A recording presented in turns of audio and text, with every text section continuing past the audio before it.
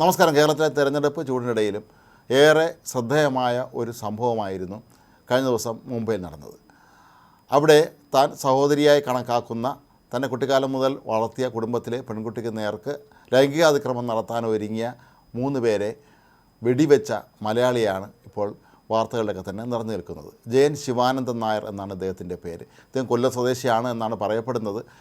9 വയസ്സിൽ മാതാപിതാക്കളെ നഷ്ടപ്പെട്ട ജയൻ ശിവാനന്ദൻ നായരെ വളർത്തിയതൊക്കെ തന്നെ ഇപ്പോൾ ഈ ലൈംഗിക അതിക്രമത്തിന് ഇരയാകാൻ പോയ പെൺകുട്ടിയുടെ വീട്ടുകാരായിരുന്നു, അവരുടെ മാതാപിതാക്കളായിരുന്നു അദ്ദേഹത്തെ വളർത്തിയത്.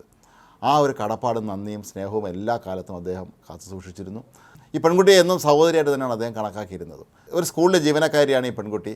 സ്കൂളിലെ തോട്ടത്തിലേക്ക് കടന്നു കയറി അവിടെ നിന്ന് വാഴപ്പഴം മോഷ്ടിച്ച ഒരു സംഘത്തെ യുവതി ചോദ്യം ചെയ്യുന്നതിനെ തുടർന്നാണ് വലിയ തോതിലുള്ള ഭീഷണിയും അതിക്രമങ്ങളൊക്കെ തന്നെ പിന്നീട് നടന്നത്. ഈ പെൺകുട്ടിയെ നിരന്തരമായി അവർ പുറകെ നടന്ന് ശല്യപ്പെടുത്തുന്നുണ്ടായിരുന്നു, ലൈംഗിക അതിക്രമത്തിന് ശ്രമിക്കുന്നുണ്ടായിരുന്നു, അസഭ്യം വിളിക്കുന്നുണ്ടായിരുന്നു. ഒടുവിൽ ഇവരെ കൊണ്ട് പൊറുതിമുട്ടിയപ്പോഴാണ് യുവതി താൻ സഹോദര തുല്യനായി കണക്കാക്കുന്ന ജയൻ ശിവാനന്ദൻ നായരോട് ഈ കാര്യം അറിയിക്കുന്നത്. അങ്ങനെ കൊൽക്കത്തയിൽ താമസിക്കുന്ന ജയൻ മുംബൈയിലേക്ക് എത്തുകയും സഹോദരിക്കൊപ്പം പോവുകയും അവർക്ക് നേരെ ലൈംഗിക അതിക്രമത്തിന് തുനിഞ്ഞ യുവാക്കൾക്ക് നേരെ വെടിയുതിർക്കുകയും ചെയ്തത്. ഇദ്ദേഹം നേരത്തെ സൈന്യത്തിൽ സേവനമനുഷ്ഠിച്ചിരുന്നു എന്നാണ് പറയപ്പെടുന്നത്.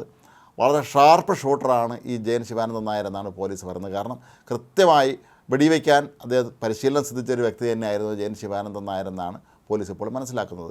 സൈന്യത്തിൽ സേവനമനുഷ്ഠിച്ച ഒരു വ്യക്തിയെ സംബന്ധിച്ചിടത്തോളം അദ്ദേഹം ഒരു സൈനികനായിരുന്നുവെങ്കിൽ തീർച്ചയായും കൃത്യമായി ഉന്നം പിഴയ്ക്കാതെ വെടിവയ്ക്കാനുള്ള പരിശീലനം അദ്ദേഹത്തിന് ലഭിച്ചിരിക്കും എന്നുള്ള കാര്യവും ഉറപ്പാണ്.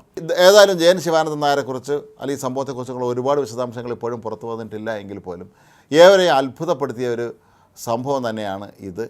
തന്നെ കുട്ടിക്കാലത്ത് അച്ഛനമ്മ നഷ്ടപ്പെട്ട സാഹചര്യത്തിൽ എടുത്ത് വളർത്തി വലുതാക്കി തനിക്കൊരു ജീവിതമുണ്ടാക്കി തന്ന ആ കുടുംബത്തിലെ പെൺകുട്ടിക്ക് ഒരാവശ്യം വന്നപ്പോൾ അവൾക്ക് മര്യാദയ്ക്ക് ജീവിക്കാൻ പറ്റാത്തൊരവസ്ഥ ഇവരെല്ലാം കൂടെ ചേർന്ന് ഉണ്ടാക്കിയപ്പോൾ അതിനെ നേരിടാൻ തോക്കുമായി തന്നെയാണ് അദ്ദേഹം എത്തിയത് എന്നുള്ളത് ഏവരെയും അമ്പരപ്പിക്കുന്നതാണ്.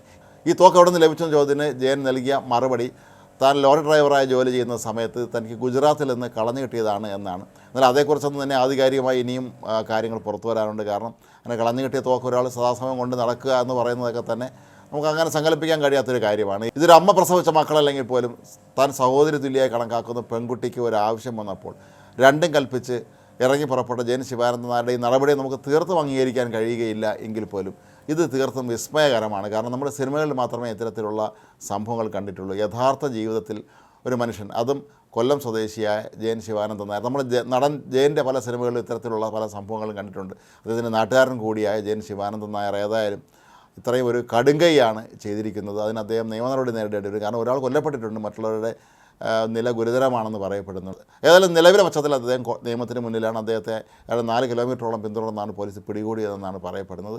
അദ്ദേഹത്തെ ഇതിന് പ്രേരിപ്പിച്ച ആ പെൺകുട്ടിയുടെ പേരിലും പോലീസ് ഇപ്പോൾ കേസെടുത്തിട്ടുണ്ടെന്നാണ് അറിയുന്നത്. ഏതായാലും കടപ്പാടും നന്ദിയൊന്നും ആരോടും ഇല്ലാതെ ആയി മാറിക്കൊണ്ടിരിക്കുന്ന ഒരു സമൂഹത്തിലാണ് ഒരു വ്യക്തി ഇത്തരത്തിലുള്ള ഒരു കടുങ്കൈ ചെയ്യാൻ അല്ലെങ്കിൽ ഇത്തരം ഒരു കടുത്ത കൃത്യം നടത്താൻ മുന്നിട്ട് ഇറങ്ങിയത് എന്നുള്ളത് ശരിക്കും പറഞ്ഞാൽ അത് വളരെ അത്ഭുതകരമായ ഒരു സംഭവം തന്നെയാണ്.